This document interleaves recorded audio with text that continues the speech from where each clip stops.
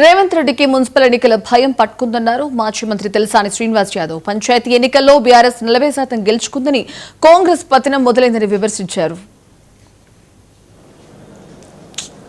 ప్రభుత్వాలు ఇటువంటి హరాస్మెంట్ మీద ప్రభుత్వాలు నిలబడినటువంటి దాఖలు చరిత్రలో లేవు. నాకు అధికారం ఉన్నది,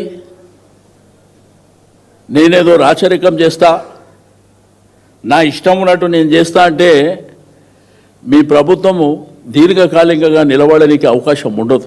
పంచాయతీ ఎన్నికల్లో బ్రహ్మాండమైనటువంటి మెజారిటీతో గెలిచినాం అనుకుంటారు. టీఆర్ఎస్ ప్రభుత్వం ఉన్నప్పుడు 198% జిల్లా పరిషత్లు, మున్సిపల్ కార్పొరేషన్లు, దాంతోపాటు పంచాయతీలన్నీ ఎంపీటీసీ, జెడ్పీటీసీ అన్నీ కూడా 198% గెలిచింది టీఆర్ఎస్ ప్రభుత్వం. ఎందుకంటే గవర్నమెంట్కు సమ్ అడ్వాంటేజెస్ ఉంటాయి, కానీ నీ పరిపాలన 40% మేము గెలిచినాం. కాబట్టి ఏ ప్రభుత్వం కూడా శాశ్వతంగా ఉండదు.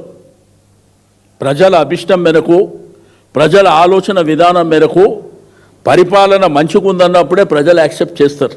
ప్రభుత్వాలు ఇటువంటి హరాస్మెంట్ మీద ప్రభుత్వాలు నిలబడినటువంటి దాఖలు చరిత్రలో లేవు. నాకు అధికారం ఉన్నది,